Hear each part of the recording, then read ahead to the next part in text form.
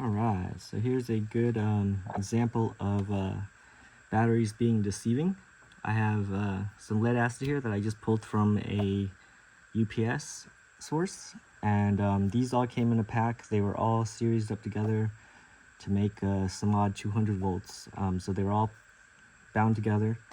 I ended up removing them all to salvage the batteries, and so this is to show how they can be deceiving, because the pack was working fine in the UPS and everything was working fine, but when you pull it out and then check them, so let's check these real quick.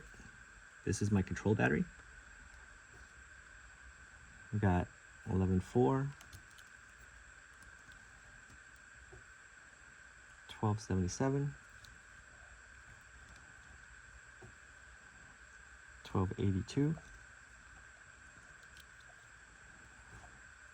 1287, 1298,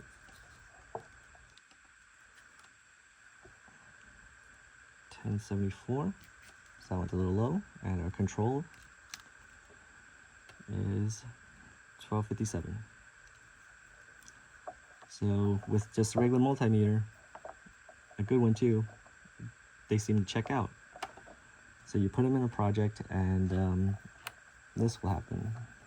So in order to test batteries properly, you have to put a load on them. So I'm using a little automotive high beam incandescent light bulb,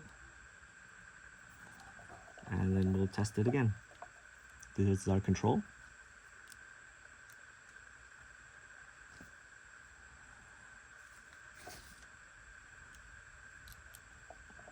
And then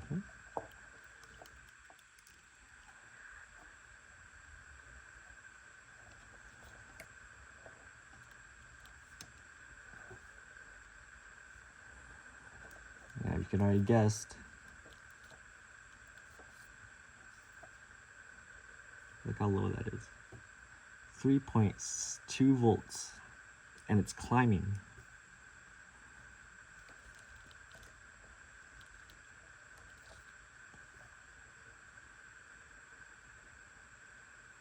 .1, and it's dropping.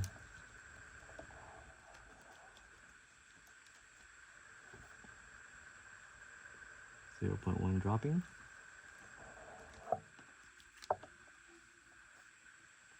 0.2 and climbing. So it'll climb and fall a little bit, but you can see that all these ones marked in red are no good. And we can check them again. This one has a little life to it, so it's climbing, which is pretty interesting. Let's see how far it climbs.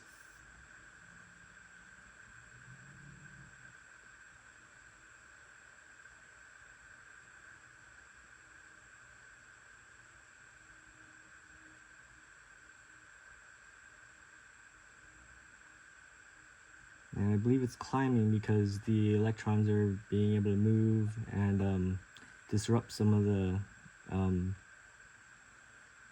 resistance that's going on in the battery. But we'll keep on draining this thing until it starts to drop. There it goes, it peaked out, and now it should be starting to drop.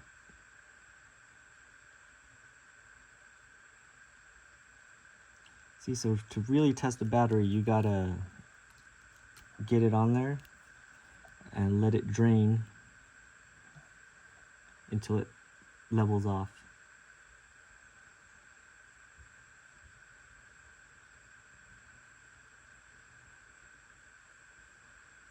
So there you go. So that's 11.27.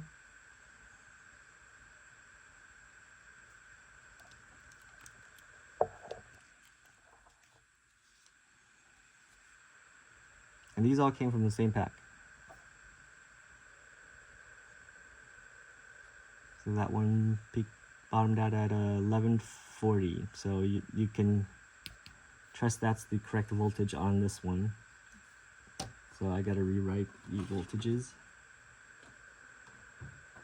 But yep, So 11.3. Now it'll drop a little bit, and then it'll peak up a little bit, I noticed, and then it'll fall back down, and it'll level out around the same voltage.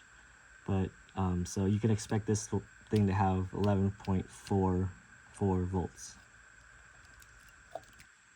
This one was kind of high when we tested with no load.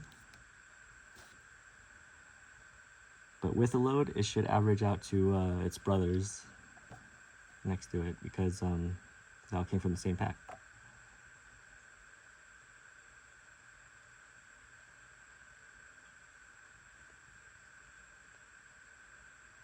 See, so that one's 11.6, which is a lot better than a lot closer to this one than the almost 13 volts it had when without a load.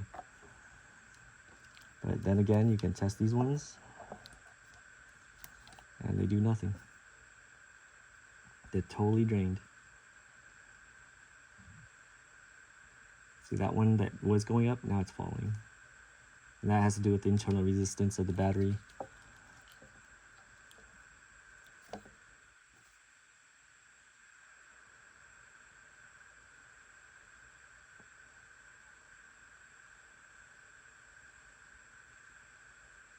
Okay, so now this one didn't go up as high as, or as long as it did, like it did before. Now it's just dropping.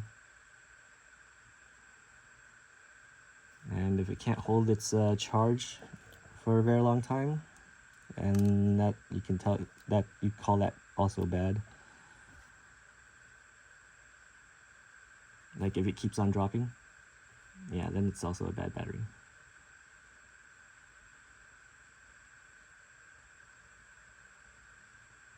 So this one's a little older than these other ones, so it's a little weaker, so it might drop a little faster than the other ones,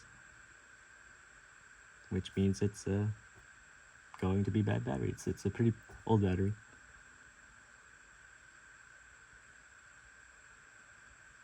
See, it stopped dropping as fast, or it's not dropping real fast, but it's dropping slower, or it's dropping faster than these ones, which are newer and they can hold their voltage.